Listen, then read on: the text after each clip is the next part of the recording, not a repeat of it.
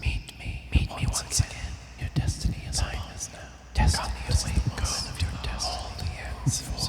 Do not be led astray. You must come to the heavens now. You have been chosen. We can be one. It lies to you. Everything can be yours.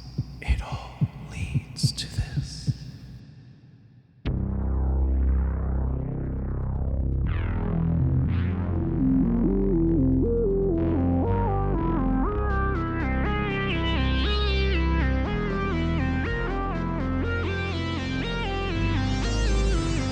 Stranded in space on a ship crashing into the atmosphere of an unknown planet, Emile Spencer knew that the only way to survive would be by his own wits and guile. He vowed that somehow he would find and slay the titanic cosmic beast that put him in this predicament, VY572. With every installment, we follow Emile's explorations and discoveries on this journey of revenge against all odds. I'm Midnight Jester, and this is the Left Behind Starforge series. On our last episode of Left Behind, we explored, starting with Emile having a bit of a nightmare sort of scenario. Well, nightmare is a little bit of a simplistic way to put it. It was a very moving dream that was unsettling to both mind and body. But in this dream, Emile was being pulled by whispers from the wooden heart. He imagined himself in the position that we once saw Zoya Silva in a different version of fabricated reality, giving himself over to the heart, impaling himself on the thorns, awakening it, having been led by whispered promises of knowledge and power. Even when he was awake, he could not stop hearing these sorts of promises. The heart's influence pulled on him, and yet in his more conscious mind he understood that there was still great danger out in the world. The wooden heart's plans to try and bring Sapphire into this world, well, they were coming to fruition, and if they were to actually be completed, it would be a danger to the entire sector. This was something that would have to be stopped. Emile told this to Vert. He communicated his fears. He told Vert about his own experiences with Laztec, showed his work, gave all the demonstration he could to make the argument that this has to be stopped. Many, many lives are at stake, at the very least everybody on Anubis, and could be countless others that are just traveling through the sector. Emile did not believe this could be left to happen. Vert actually was convinced by all of this. He saw Emile's reasoning. Using his powers, he saw that Emile was being truthful about his desire to save countless lives. He was even willing to let Emile alter the deal that they had made, whereby he and Emile would be stranded together, not interacting with anybody until their sicknesses were cured. Vert accepted that this was about saving lives, and more lives could be saved, risking spreading this infection. However, one thing that he would not allow is for Emile to risk the rest of the people on the Beowulf. The Vault Hunters had finally escaped their imprisonment, and they were looking to flee this area. Emile couldn't prove that there wasn't time for them to get out of here, and so Vert decided that the best course was to just stay in the Beowulf and hightail it out of this sector as quickly as possible. If Emile wanted to confront the Wooden Heart, that would be his own business. And so, working together, they did come up with a plan where Emile would be left with the nice mobility kind of spacesuit that had been poached from the Profit Margin. I believe that's where that came from. Sounds about right. Emile would be left with that. That was the suit that they sent Ironsides over in. Emile would take that suit and use it to travel the distance between where they were when they got near Anubis and the actual ship where the Wooden Heart was being kept. The Beowulf left the sector. It warped out of there. Emile successfully made the journey over. He identified the ship that he had seen in his dreams. He got inside and began his confrontation with the Wooden Heart. He tried to put on a brave face, being the one to be in control of the conversation and the questioning in there, demonstrate that he wasn't intimidated by the Wooden Heart. Unfortunately, the Heart is a being of godly power, and it didn't really tolerate that much at all. Any attempt that Emile had to try and control the flow of the conversation, it stopped. Emile tried to get clarification on what he was being offered. The Heart stayed vague. Emile tried to find clarification on what the Heart was getting out of this. very suspicious sounding offer given their history. Instead of getting answers, when Emile suggested that obviously the Heart could have Zoya kill him at any moment, the Heart instead agreed, and we left off with the Heart declaring that the offer to serve the Heart, to join forces together, this offer of knowledge and power and everything, it would only be granted to the person who survived this trial by combat. The Heart wants to see Zoya and Emile fight to the death. Now, when we saw Zoya last time, he has clearly already been pretty empowered by this Heart. Looks kind of larger than life, rather fueled by this godly power. Zoya was more than happy to do this confrontation, and comes bearing down on Emile. But before we resolve that, let's do our check-in with how our various sliders and stats are, and then let's do our vignette. So first off, the character sheet check-in. We're actually doing a little bit better than usual, in the sense that we were actually able to build up our momentum meter. We had opportunities last time to deal with some of Emile's trauma, and while he is still traumatized, he got a chance to heal his spirit and just be in his happy place for a little bit. We got our spirit up to 1, which means we're no longer shaken. As I said, we are traumatized. Our supply is at 1. Our health is still at 0, and we are still wounded. But the big kahuna here, our momentum is maxed out at 8. That's huge. We're going into this with high momentum. We really built up a lot last session.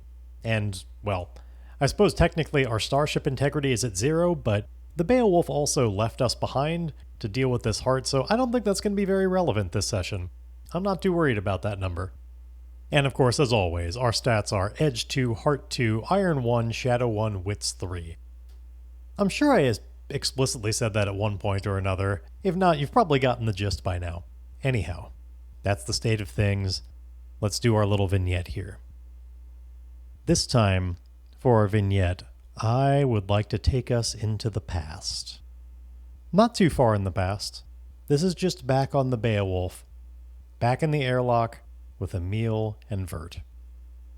This is after the point where they've come up with their idea that Emile is going to go confront the Heart, but before they've actually arrived in the, rough area of Anubis. During the time that they still have together, coming up with last details and anything that they need to before they say their goodbyes. It is more about the planning session, though. This is not really emotional bonding or anything. Neither of them are that comfortable with each other yet. Even though Emile did just kind of open up quite a bit, there's always an undercurrent of tension in the air when it's just the two of them. Not a hatred of each other anymore, not exactly. They're coming to see each other more as, the colleague you can tolerate. And, you're all here to get a job done. It's not active seething hatred the whole time, but it's still, they don't have that much to talk about a lot of the time, and it's easier when they have a task at hand. And in the moment, that task is, how can we best set up Emile's confrontation with the Heart? And the conversation is also sometimes Vert checking to make sure that Emile's decisions aren't going to put other people in danger as far as his disease, right? Because he is still, both of them really, this whole airlock, I think, has gotten a little bit rich with the green gas that they're both exuding at times. It's not like a fog machine is on or anything. It's not that much, but there's just that little bit of green tinting to everything that we see through. A little bit of almost like a color grading, slight manipulation, because it's barely perceptible, but it's starting to add up. And so Vert has a number of questions for Emile about what he's going to be doing. And this is when we see, Emile reassuring him, yes, I'm not actually even planning on going to Anubis.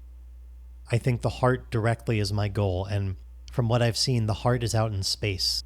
He's actually in... It's actually in, an old, broken down spaceship.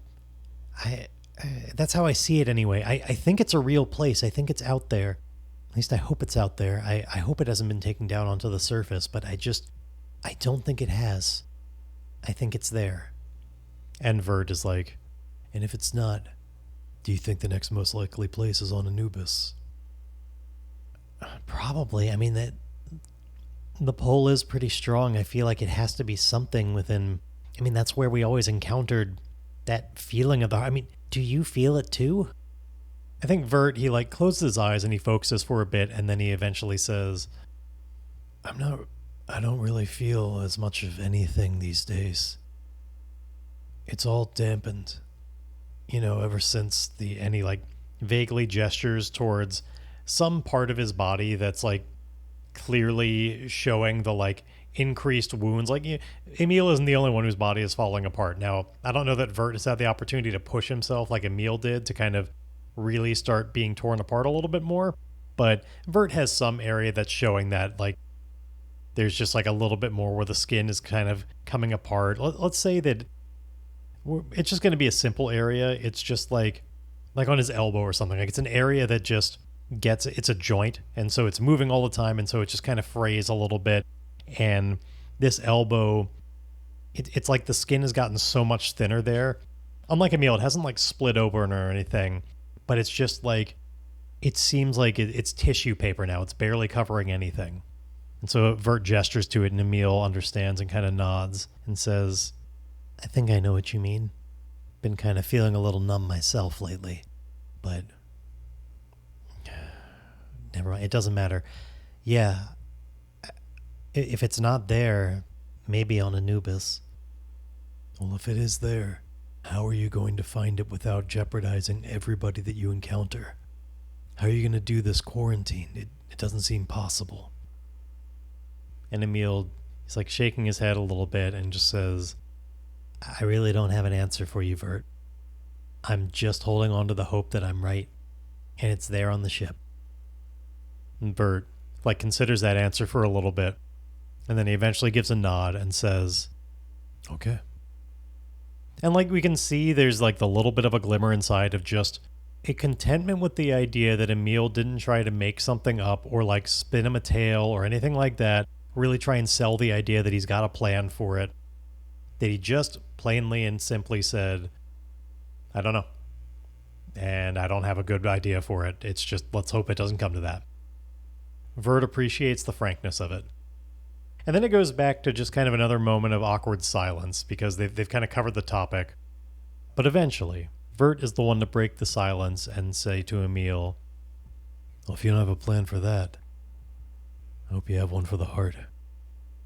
And Emile thinks about that and he says to Vert, actually, I was hoping you might be able to help me out with that. And that's where we're going to end the vignette. We're going to flash forward now to Emile in the chamber with Zoya bearing down on him and everything.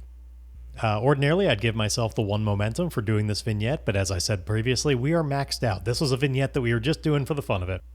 Just a little bit of that intrigue. So, in this moment, as Zoya is bearing down on him, we know that it's coming to a battle. Now, the reason that I did that vignette is because I would like to start this off. We've got a little bit of time. Zoya is crossing the room towards Emile, and because we had that vignette in the past, I'm going to do one of my favorite things to do. We're going to secure an advantage based on that vignette. In the moments afterwards, Emile and Vert tried to come up with a clever ploy to do, an advantage they could secure. Emile has time to do this because the time he's doing it is in the past. This is going to represent the plan that they came up with that Emile is going to try and, pop the cork on here in this combat. So what is this plan exactly? Well, to quote Avatar: The Last Airbender, the new plan is the old plan. Way back when, the first time that Emile wanted to try and confront the Wooden Heart, the plan was see if they could lock Zoya into a trance through use of Vert's truth gaze. If they could lock him into the compulsion to tell the truth, that if anybody knew a weakness for the Wooden Heart, it would be Zoya, the one who had already bonded with it and shared so much of the heart's knowledge and memories. With that goal in mind, Emile and Vert worked together to see, can this be done through video? Do you have to be in person to be locked up in this truth gaze, or could Emile indeed record a video of Vert doing the truth compulsion into a camera, capture that sensation, and send it onwards through the holographic display? Could that be just as captivating? Would Vert's eyes be just as ensorceling? Now, I said I was going to do this as secure an advantage, but before we do that, I think I actually want to represent this, again in the past, as gather information. They do some preliminary testing to find out, can that work? Because I want that answer. I want to find out. Like, I'm not just going to ask the Oracle, because I do think that it's not just a one-time thing where we're like, does this work or not? They have the time, as they're traveling through the Hidden Breach and getting to be around Anubis, Emile and Vert have time to experiment with this to see, like, not only could they maybe it's about recording a video, maybe it's about analyzing what Vert's eyes are actually doing and finding a way to replicate that just on a wavelength level through the holographic display. This is enough of a full research thing that we can roll wits on this to see, can Emile indeed replicate this one way or another remotely? Like, can he do it without Vert? So we're going to gather information here. We're rolling wits to find out.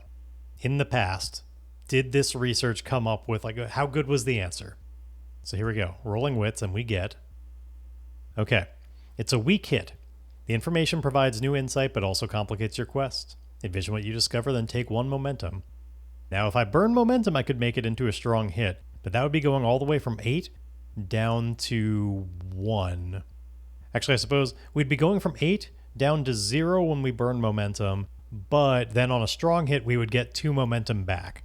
So we'd go from 8 down to 2 functionally, and we'd have a full, just no strings attached, strong hit, good times. That being said, I think in order to pull this plan off, I think we're going to need the momentum to actually do the plan. I think I'm just going to have to accept maybe this is just a time to accept the weak hit. There's a complication on this, which is better anyway. Story-wise, we should have a complication. It shouldn't just work perfectly. I think it's indeed that it can work. You can do it over video, but for some reason, it only seems to work if it's live. Like, if you do a recording of it and then play it back and it's not actually happening, it's different. And they can't tell why, but they can tell the results, and they don't have time to fully investigate it. But a video recording of Vert doing it will not work. But a live broadcast of it via a screen would. Like, he can hypnotoad, but it has to be live. So, with that in mind, if the Beowulf is going to have jumped away, and we know that the sector net here is, it's spotty and slow. We're not in the terminus. The idea of streaming live video seems like something that's maybe possible, but you'd have to set it up. And also, like, there's a lot of chance for interference out there, a lot of chance for it to get really blocky and compressed, which maybe that wouldn't work. Like, what they know is that this nice, pristine version that they can do live does work, and maybe they do a little bit of research to see, like, at what level of error rate and lost packets, like, when does it start falling apart? And, they get a certain number on that. And I think the advantage I'd like to secure is Emile is going to cobble together a device here. We need to make, like, a signal booster. Some way to allow, because the Beowulf is going to be far away, but if they want just like basically like boosting a tight beam from where the Beowulf is going to be, which can be a pre-planned thing, they can set coordinates, to where Anubis is, they want to have a, like, signal boosted tight beam for Emile to be able to pick up this live signal on his comm link and be able to demonstrate it. That's something he's going to have to invent. So we are going to do our secure an advantage to cobble together an ad hoc tool, device, or weapon. This is a device, of course. So as I said, we envision what we intend to create. This is a very specific signal booster for a tight beam. And I think it's less like a device that Emile will be able to carry with him, and more he's making modifications to the Beowulf itself from in here. And maybe even with the suit on, like, a little bit on the exterior when they're between jumps. Like, he's doing modifications to just make it kind of, it won't last forever. It's going to burn itself out. Like, it's probably not going to last keeping this signal alive as long as it needs to. It's going to overheat and everything, but it'll buy him some time where he can get this video signal going, even from, like, a sector away. And so using spare components from around, like, the outside of the Beowulf and just, like, reconfiguring things like that, just repurposing what's there, he's making this ad hoc signal booster. So here we go. We're securing an advantage. We are indeed crafting. So our gearhead is going to give us a +1 on this. So here we go. This is wits with a +1, and we take 1 momentum on a hit, which doesn't matter because we're maxed out at the moment. So Wits +1, and we'll see if we make this item. All right, once again, this is a weak hit, which means we can either take 2 momentum or 1 on our next move, but we can't do both. Here's the thing. For this specific purpose of securing advantage, all we need is a hit. It doesn't need to be a strong hit. So I'm not going to mess with that at all, which I actually can't. The die that's keeping it a weak hit is an 8, so I can't cancel it regardless. But a weak hit's good enough. We're going to take the 1 on our next move. We're going to take the 1 when we're making a move aided by this item. And of course, if we roll a 1 on our action die, it'll break. It's the usual device thing, though we haven't used it in a little while. So they set this all up. They get the signal booster ready to have Vert available on live video. And it all comes down to this roll here. Because what I'm going to do is, rather than do a moment-to-moment, blow-by-blow combat, we're going to use the battle move. And I think it is very fair to say that we are fighting using trickery to befuddle our foe. This is going to be Shadow. So I'm going to need these +1s. We're not good at Shadow. First, I do have to say the objective. And the objective in this case is disable Zoya via hypnotism. I think is a reasonable enough short way to describe what we're trying to do here. Disable him via hypnotism. So, as I said, this is a Shadow move. We get to have a +2 on this because we are benefiting from the signal booster to make this happen, and all of our prior planning and stuff, and securing an advantage by just planning ahead on this. This is the way we try and overcome the fact that we're using trickery, which we're not that great at. And of course, if we need to, we've got 8 momentum to hopefully lean into. Well, hopefully not even have to, but we've got some options here. Let's try and just take down Zoya with proper prior planning. Here we go. Okay. It's a weak hit, and this time the die that's keeping it a weak hit is a 9. Also, I did roll a 1 on my action die, so this burned out the signal booster. So on a weak hit, we achieve our objective, but not without cost. Pay the price. I think it's fair to say that because the signal was not always completely clear, there were like moments where it was getting set up and Vert's live vision didn't quite work out. Like it was still kind of buffering enough to get going, and like it was a little blocky at first. It took some time for Emile to get it set up in such a way that like he had to lure Zoya in to be looking in the right place. And before that could happen, like, because Zoya was fast. He was super fast, and Emile thought he could like project it quicker than he could. And he spent a good portion of the beginning of the fight just trying to like be able to project his AR display outward as he was trying to. Like he was just trying to dodge blows and stuff. And he didn't dodge all of them. I think it's very fair to say that we took some serious health hits, like just from Zoya beating the hell out of us, because this was a fight to the death before we were able to get him ensorcelled by this. I think considering Zoya is currently fueled with a god's like backup right now, this has got to be this is a 3 harm hit, even on a weak hit right now. Like this is godly. Like it hurts. As I mentioned, our health is currently at 0, so we're going to lose 3 momentum because we don't have any health to lose as we suffer this cost. And because we are at 0, we do have to roll for it. And of course, we're already wounded, so this could get much worse. Like on a miss, we got to do one of the bad things. Now, okay, actually, before I roll, I think while I don't have I don't have health to lose, I do have physical degeneration to lose. We've talked about how Emile's body is being kept alive and reformed by this weird gas thing that's coming out of him. This sustaining force keeps knitting him back together. So actually, I'm going to give myself that momentum back. I've changed my mind. I think I'm instead going to tick 3 hits on that clock of my own physical degeneration. For reference, we are now at 5 out of 8. Emile's body is like, it's starting to look more like just like, okay, if any of you have ever played Dungeon Crawl Classics, and it's starting to look more like just a corrupted form. Everything has been coming back. Look, it's not smooth and nice like regular human skin. Like it's more tumorous and like it's doing the job, but not well. And some of the skin is like just, it's never come back quite together. There's all these seams where like gas is just leaking out from various parts of his body all the time. The green gas, like you like can't really miss it anymore. And you can see down through his musculature and bones in a lot of places. You know, we said before, he has kind of, there are parts of him that just have that like Two-Face effect. Well, that's much more of the body. Like he's starting to look more like the beginning stages of a lich. He is looking really bad after just all the things that Zoya did to him. And I think the only reason that Emile was eventually able to captivate and like ensorcel Zoya is Zoya is surprised by that. Zoya didn't know that Emile looked this way and like was falling apart like that.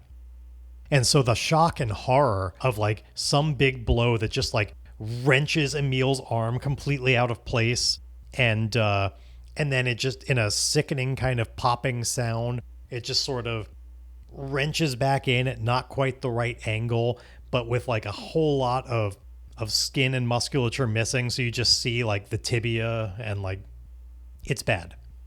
Emile is, I think, not feeling that, like he's kind of numb to a lot of this feeling. His nerves aren't really giving him the information they ordinarily should be. So all this carnage is not really fully registering with him, and he's focused on the task. But he does eventually get it projected, and we know that he's never going to be able to use this signal booster again. Like, it breaks, but it's going to work for the duration of, like, it's going to work at least for a little bit, because we did find out Emile has him ensorcelled. Now, I do still need to roll Endure Harm. I'm not going to take that away. So we have 0. Let's see what happens. So we're rolling our iron on this. Ooh, it was actually a strong hit. Oddly enough. I didn't have to do anything to it. We just actually rolled well. So choose one. We are wounded, so we actually can't choose one. We can't take the 1 health back by just shaking it off because we're already wounded. And we're at max momentum, so we can't embrace the pain. So I guess we embrace the pain, but it's fruitless because Emile can't feel the pain. That's why he can't embrace it. He's too numb to take that option. So anyway, we keep going. His body's falling apart, but he's got Zoya captivated. And Emile is ignoring everything the heart is doing. It's like frantically trying to disrupt this situation, but it ultimately is just kind of a mostly inanimate object in the side of the room. Like, its actions happen through its avatars at the moment anyway. Maybe there's some greater being that have, with, you know, you combine all the other parts of the body or something, but for now at least, the heart can't physically do much without a servant. Oh, which reminds me, this is definitely worthy of a bit of progress on ridding Emile and Fern of the Wooden Heart. Keeping Zoya wrapped up like this really advances that agenda. So we are up to 6 boxes on that. And so it's trying, and Emile is doing his best to just ignore it, because he's got laser focus on the thing he needs to know, which is, what is the Wooden Heart's weakness? How can we destroy the heart? And for now, while this video signal is up, he should be able to get information from Zoya about this. Now, he is still fighting the force of a god that is like, you know, trying to... There's still a connection between the heart and Zoya. And the heart is trying to, like, supplement his mind as much as possible, trying to break free of this compulsion. Right now, the compulsion is winning. That's what the dice tell us.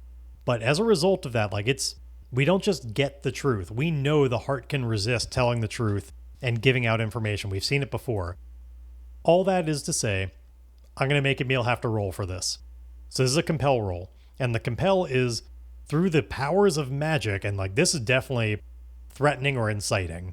Like, this is not just a heart roll. We're not charming, pacifying, encouraging, or bartering. We're not lying or swindling. We are using force of personality. It's closest to inciting, I suppose. We're trying to overwhelm this information out. This is an iron move. So once again, I am glad that I have a full momentum, because I'd really like this to go well. Emile demands to know from Zoya, how do I destroy the Wooden Heart? What is its weakness? And let's see what happens. So we roll with iron, and we get... Okay. This is a miss, but I can burn momentum to turn it into a strong hit, and you better believe that's exactly what I'm going to do. We've been saving this momentum for good moments, so on a strong hit, they'll do what you want or agree to your conditions. Take 1 momentum. Our momentum is now up to 1. We got a long way to go, but we got important information. Now, ordinarily, I might have to roll on some oracles or something to think of like, okay, what is the wooden heart's weakness? But as I said, I've thought about this a little bit. I've got some ideas on what some of these answers might be. So in this case, I'm actually ready for it. And I think there's like a difference between what Zoya says and what Emile hears. And I'll explain what I mean from that. The heart speaking through Zoya's mouth, because like Emile is basically just interrogating the heart itself, not actually Zoya. Zoya is the vessel, but Zoya is kind of gone at this point. He's been overwhelmed by the power of the heart. So the heart is telling Emile in its resistance and in Zoya's voice, "You have no hopes, mere mortal. It would take the power of the sun to break my bark." So it sounds in a way like we didn't get the information. But see, we have. And it is true. We know, we hear that the heart, in this truth compulsion, it's not just mocking Emile. It takes the power of the sun to break its bark. Like it's being literal. It has a literal weakness to the sun, not to the strikes of a mortal. However, Emile is no regular mortal. There's all kinds of stuff going on. In fact, right now, his mortality is a really nebulous sort of situation. And as we might recall, this green gas that's flowing through Emile and everything, sustaining him, keeping him alive, making him his own kind of weird immortality, where did that come from? That happened because of the surgence of a quasar out of a dying sun. A quasar was being captured, and that energy got weird, and this power passed from quasar into Karthik Kwan and then into Emile Spencer. And while it's true, Emile doesn't explicitly know any of that. He doesn't know where these powers come from. He doesn't know about Karthik Kwan's origin story. He never found out about that. But as this power keeps knitting him back together and like all the forces combining right now, as he's feeling his body coming back, he feels the energy of the sun nearby and like it all just gets tied together in his mind. Both the green gas that's knitting him back together and the EMP that he's had inside that gets fueled by the sun. He's just feeling more and more of this connection to the power of the sun right now. And he thinks that while the heart doesn't know it, he does have the power of the sun inside. And he will break its spark. At the moment, however, he knows that he's got a truthful connection directly from the wooden heart. And there are more things he wants to know. The heart, assuming it was telling the truth, knows so many things. And Emile wants to use this moment to demand from the heart not only how to destroy it, but how to destroy VY572. If anything that Emile has encountered would understand how to kill a creature of such magnitude, it would be the wooden heart. So we're going to do another compel roll. Now this time I don't have the momentum to rely on, and this is still an iron version. Like Emile is still literally trying to compel this information out through magical force. We'll see if the dice are on our side, but I've accepted that odds are not great we're going to get this information, but you never know. Let's see. Emile tries to squeeze this out while he's got the heart on the line. So, making an iron roll, and we get... Holy shit, it's actually a strong hit. I rolled a 6, and the challenge dice were a 1 and a 2. So 7 versus a 1 and a 2. We actually control the situation if we're able to squeeze out in something about how to destroy VY572 from the heart. The heart knows. They'll do what you want or agree to your conditions. Take 1 momentum. We're up to 2 now. I'll admit, this is actually something I didn't think of in advance. I don't know. I don't know how VY572 would be taken down. Yes, I do. I do know. The heart is not specific, not because it's like able to avoid telling the truth or anything. I think it's just the heart only knows so much about the situation. But I think it would be fitting and would tie a lot of things in this game together to say, the Imperium locked away the solution you need. Your weapon lies in the vaults.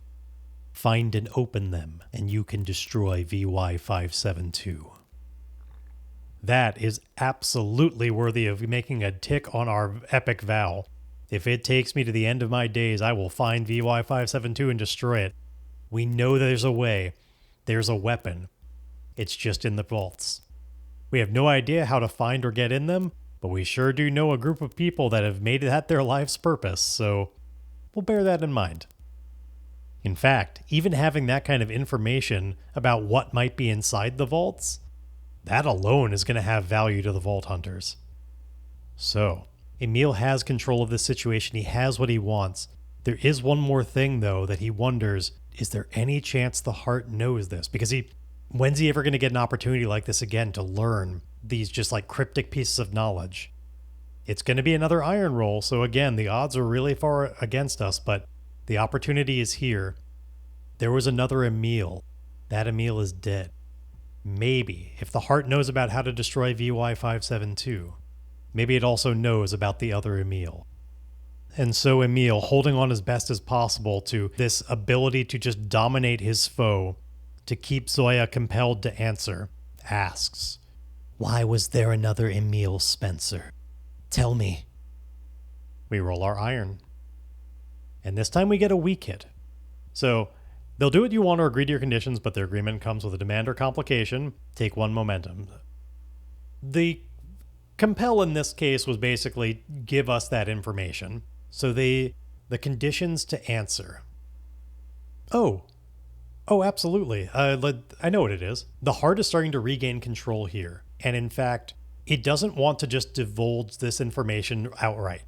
Because the whole point, it was offering Emile knowledge and power to get what it wanted. And it's been trying this whole time to just break free of this compulsion, because this mere mortal is breaking the deal and seizing this information that this won't stand.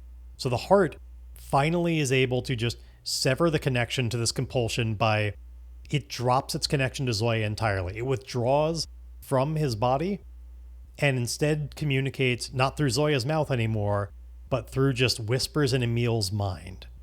And what it says to Emile is, "I have the answers, yes, and I will give them all to you, but it does not come for free.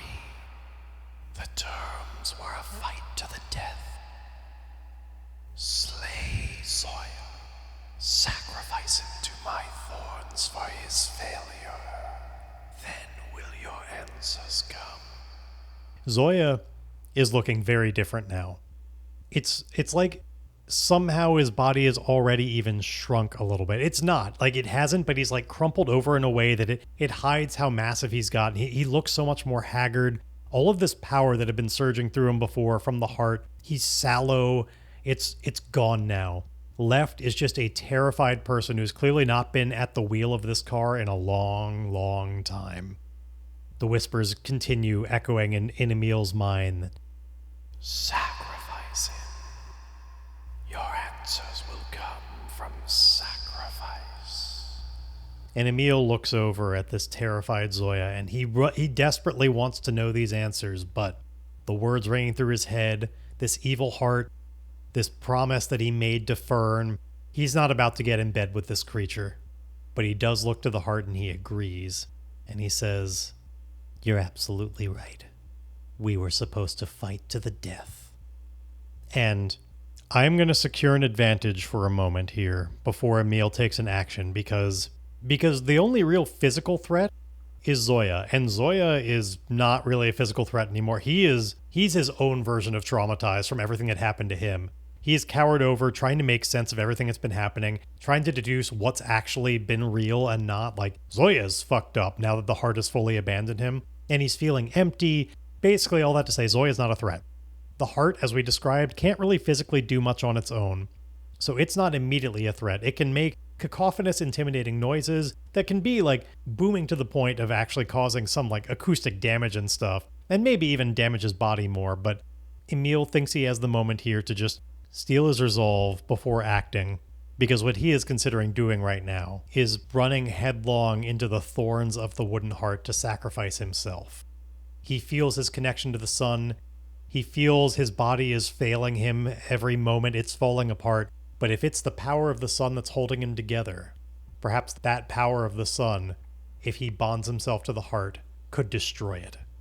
But everything in his mind tells him this could well be sacrificing himself. This one could be for real.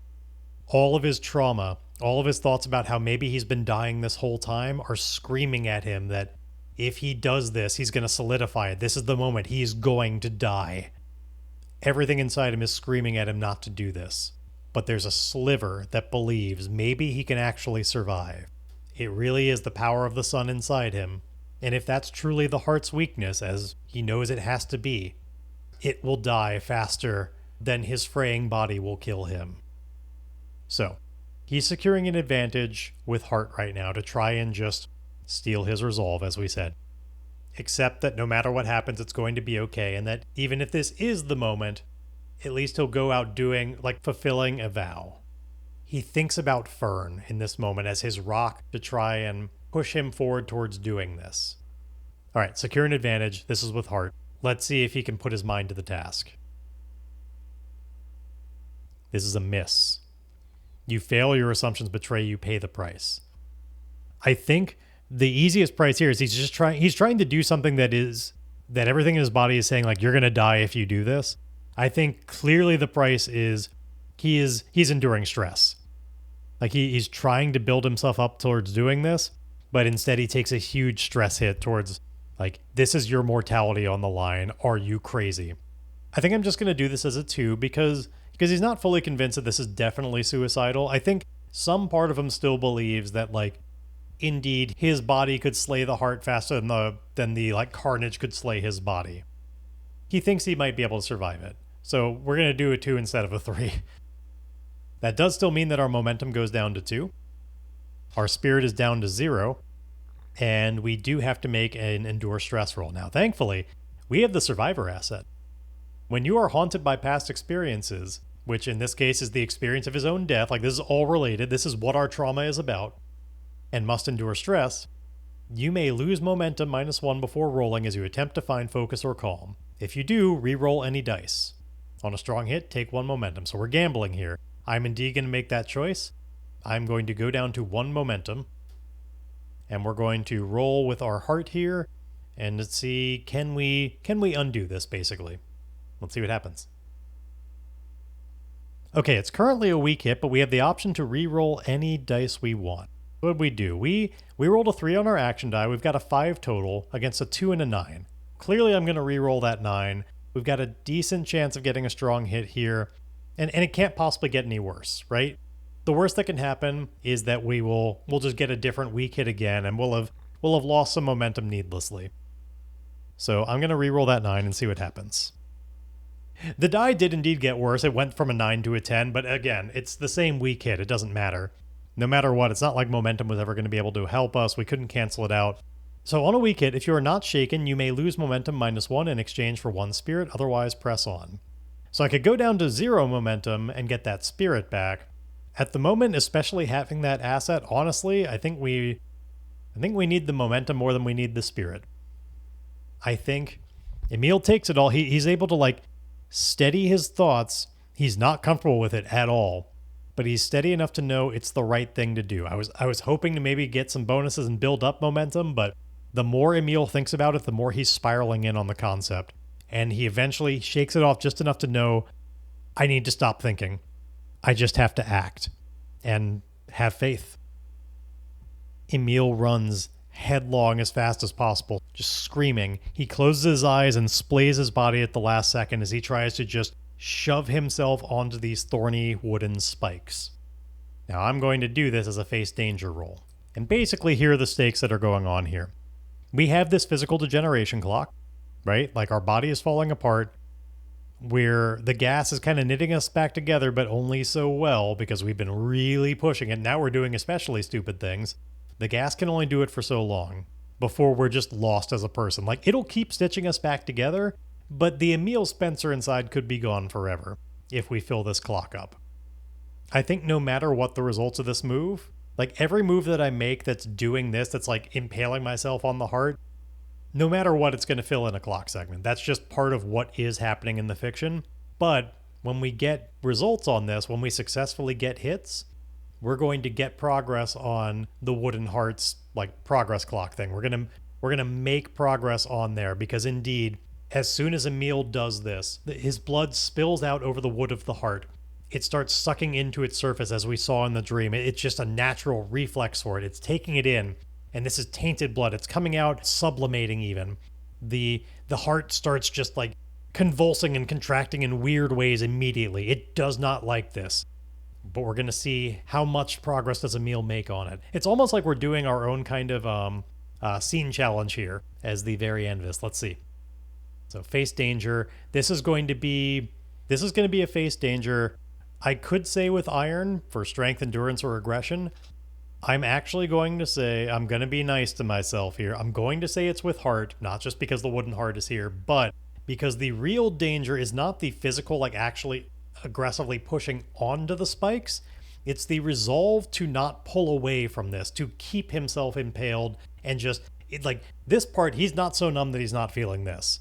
This is awful. The heart is making sure that he feels awful. And he's also trying to keep out the influence of the heart inside. Like they're bonding together in a way, and he needs to keep the heart from taking over his mind so that the heart doesn't force his body off of it. Meanwhile, from the heart's perspective, it's using a lot of its power to fight against its own weakness. Like we kind of have like unstoppable force versus immovable object right now. At least that's the idea, and they're competing. It's your classic, two energy blasts are being shot at each other, and we'll see which one gets to the other end first. So we roll with heart as Emile tries to maintain control of this situation and force his sickness into the wooden heart. This one's a miss, which means we fail or a momentary success is undermined by a dire turn of events. Well, first off, we definitely don't get any progress on the vow. We remain at 6 out of 10 boxes, which is good, but I'm hoping I can get a little bit more than that. We, of course, tick our physical degeneration up to 6 out of 8 boxes. As I said, that would happen no matter what. And we don't seem to be making complete progress on the heart. We're a bit locked up in this moment. Neither one is making progress. And it seems like the big problem is that much as Emile has impaled himself, like he's got to go further. He needs to shed more blood. Like it's not soaking in fast enough. The heart is still not, it's not obviously broken open yet. Like it's not showing the signs of like cracking like Emile's skin is. He's being injured more. And Emile believes that the problem is actually that he just hasn't gone far enough. And so he desperately tries to just pull himself farther into the heart, like pulling open his own wounds just so the ones that are closest to the heart, he takes his hand and he like pulls open the flesh that remains against this one thorn that's right up against the heart, which is, violently beating against him and like smashing at his hand, making that hard to do, rapping at his knuckles as he just tries to spill out more blood. He at least knows the heart doesn't like this. So like that's the number one thing keeping him on, like, I must be doing something right here. The heart hates this. Also, real quick aside, I filled a box on my background vow progress track, and I have the Fated asset, which means I need to mark 1 tick on my Quest Legacies track. And, oh man, I was really hoping somehow that would let me get a last minute asset. No, that is the beginning of a new box. Okay. So, Emile's gonna face danger. This one, I think, honestly, this is an iron move. It's strength, endurance, or aggression. I mean, he's trying to rip his own wound open to spill more blood. Like, that's... Last time I was able to justify using heart, but this time I think is just, this is what we're doing. It's too directly what's happening. But hey, I had some good iron rolls earlier. Maybe it can happen again. But clearly the answer is like, we need to find a way to secure an advantage here. But I'm locked into this roll. Let's see what happens. It's a weak hit. It was almost a strong hit too. It just barely wasn't. But on a weak hit, we succeed. Not without a cost. Make a suffer move -1. Okay. We're already suffering 1 to our physical degeneration just for doing this. I could suffer from it again. That would fill it up to 8 out of 8. Here's what I'm going to say. I think if that clock fills up, it's going to be a face death move. He doesn't necessarily immediately like lose himself. It depends on the result of the roll, but like he'd be facing death. So I don't know if I want the suffer move to be like, that's a terrible idea to make it just fill in that clock 1 more. That's our main resource we have. I'm going to be nice to myself and lose the 1 momentum. We're down to 0. But of course, if we start going negative on this, we might cancel out die rolls. So like we're running out of resources to use. However, I do make progress, so we're up to 7 boxes on ridding Emile and Fern of the wooden heart. It's working. As Emile spills more and more of his blood, we start seeing cracks forming in the heart's surface. It's just as it promised. It would take the power of a sun to break its bark, or whatever it said. We're starting to see those fissures in the heart. And some of Emile's blood is now like trickling into those fissures. It's getting deeper and deeper within this creature, but it's clearly not yet enough. Emile turns as best he can over to Zoya, noticing that, Zoya has not been doing anything in here. He needs his help. Maybe there's something Zoya himself can do to seal this away. So, Emile is going to make a compel roll with heart as he begs to Zoya, Zoya, for everything you suffered at the hands of this creature, this thing, now's the moment for your revenge. Help me. Help me destroy it. We're never going to get another chance. So I'm going to make that compel roll. We're rolling with heart, and we get... All right, it's another weak hit. Once again, barely. Last time I had a total of a 7 and the top die was a 7. This time I had a total of a 6 and the top die was a 6. It keeps happening that way. Anyway, though, they'll do what you want or agree to your conditions, but their complication comes with a demand or complication. Envision their counteroffer and take 1 momentum. So first off, here's the thing. Emile doesn't just have all the time in the world to make whatever moves he wants. He's currently impaled and fighting against a god. So I'm going to say, while we do get our 1 momentum, we made a move. That's going to fill up his degeneration clock. I could have just gone to try and make direct progress on the wooden heart through impaling on it. Anything that I do that's worthy of a roll is filling up that clock because his body is falling apart fighting against this god and everything in this moment. So we fill that clock up. We're going to have to face death here. But that's actually not related to the demand or complication from the weak hit. That's just we made a roll. So the complication is Zoya screams back to Emile because I feel like at this point, with all of the writhing of a god, there's winds whipping through this whole area. It's artificially loud. Like if this were a movie, everything's blowing around as it's just doing everything it can to fight against it, but it's just being equally matched by the power of the sun that's flowing through Emile. It's being held at bay. But Zoya is holding on and screaming towards Emile. And you'll have to imagine that I'm screaming right now because my wife is asleep in the other room, so I'm not going to do that part. But he's screaming, "You've got it weakened, cracked open, but now you're going to need a force to break it apart. Way beyond what you can do. We're going to need to blow up the ship." And Emile is like, "Set the ship to self-destruct. We'll escape together." And the complication is that Zoya shouts back before Emile can do anything, "No! As soon as you peel yourself off the heart, it's going to seal back up. The only way to keep it vulnerable is for you to stay impaled." And he's saying this as he's setting up the self-destruct sequence. I'm sorry, Emile. It's the only way. So, Zoya's helping. He's going to blow up this ship, which should do the killing blow. But it's only going to work if Emile stays impaled and faces this explosion. So I am going to give another mark of progress because there's a self-destruct sequence going.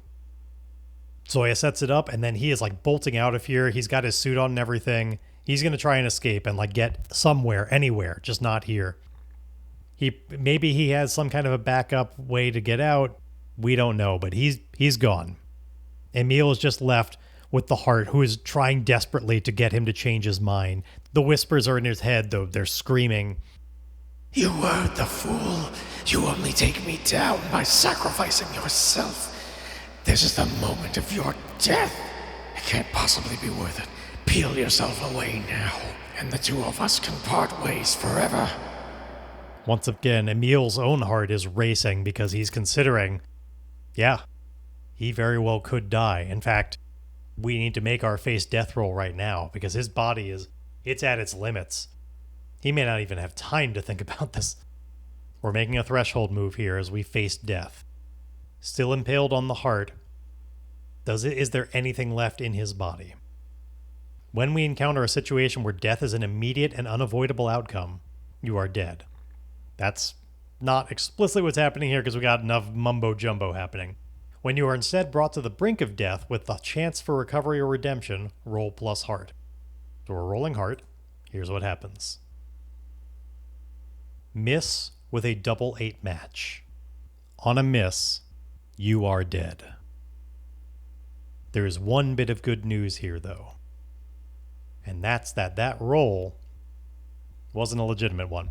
Because those of you who remember, we actually have the fated asset secondary ability. When you face death or face desolation while your background vow is unfulfilled, which it is not yet your time. Instead of rolling, you may take an automatic strong hit. I was just kind of seeing what would it have been. And the answer is really bad. We would have been dead with double 8 match. Like really super hard 8 dead. Dead.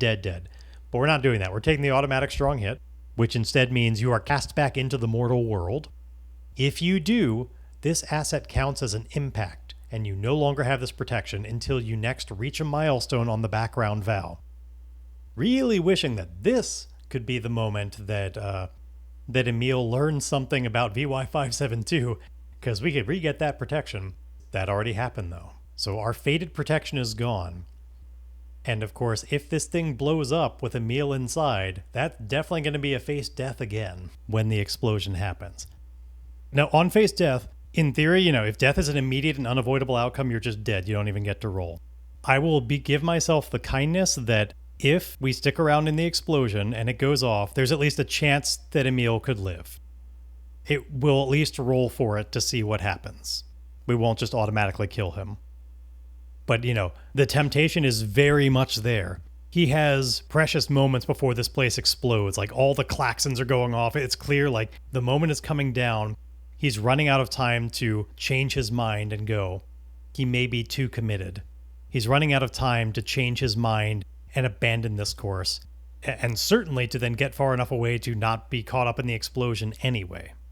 And so, we're going to try and fulfill this vow by sticking around in the explosion. Emile grits his teeth, and he says out loud to himself to resolve himself, "I've been dead this whole time. It doesn't matter. I'm going to make the ending right." And before he has a chance to waver in this decision, the station explodes. He doesn't pull out in time. And so, 2 things are going to happen here, and I'm going to do them out of order. We are going to fulfill this vow. We're going to see how it goes. We have 8 progress. And we're going to see, was that enough to actually rid Emile and Fern of the wooden heart? Is the heart destroyed when this explosion happens, when it's still weak and vulnerable and exposed, with Emile impaled on it to keep it cracked and everything? We're going to see how well that did. And also we're going to face death against this explosion. Because it may turn out the heart is destroyed, but so is Emile. I'm going to do the face death first. Does Emile somehow survive this explosion, no longer having the protection of the fated asset? We just have to roll it like a big boy. Here we go. Face death. It's a heart roll. I have a question for you, and that question is this. Do you believe in miracles? Strong hit with a match. It's only a double 2 match, but it's a match. I swear to you, I am not making that up. I rolled the dice. I rolled a 6 plus 2, it's an 8, versus 2 2s. It is a strong hit with a match. You are cast back into the mortal world. I'm going to give some more full narration on exactly what that means in a moment. First, let's see, is the wooden heart actually destroyed? Let's fulfill this vow. 2 dice versus 8. I hope they're as kind as those others. It's a 1 and a 7, so I needed every last bit of progress, but it's a strong hit. Your vow is fulfilled. Mark a reward on your Quest Legacies track per the vow's rank. This was a formidable vow, so we put in 1 full box on our Quest Legacies track. We've earned 2 more experience. We have filled 9 boxes on the Quest Legacies track, but that's not important right now. What's important is, how does Emile survive this? Now, I will admit, in all of my thinking ahead on how this might go, I certainly knew this was all going to be very dangerous. There is every chance that Emile might die, he might have to face death and all of that, and how might I explain the way the fated asset saves him? Now, as it turns out, it actually, we already burned through that, but my thoughts on it, I think, are still relevant. We see Emile's dead, completely dead. He does die. That just happens. his lifeless, dead, completely broken apart body. It's still in one piece as best as it can be with all the green gas effects that have been happening. It's tumbling about through empty space. It's quiet out here. Absolutely certain that this is just a frozen corpse in the middle of nowhere. But then it butts up against something. And not just anything, but a hand. A glowing white hand.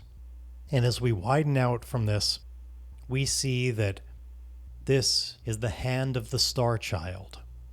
Slightly matured, no longer an infant, it now has a body that looks more like a young child. Truly a Star Child. Its whole form is just kind of like a hominid of glowing that you can just barely see features underneath. You can kind of see skin, but it's a strong white glow, so it's hard to make out much of anything.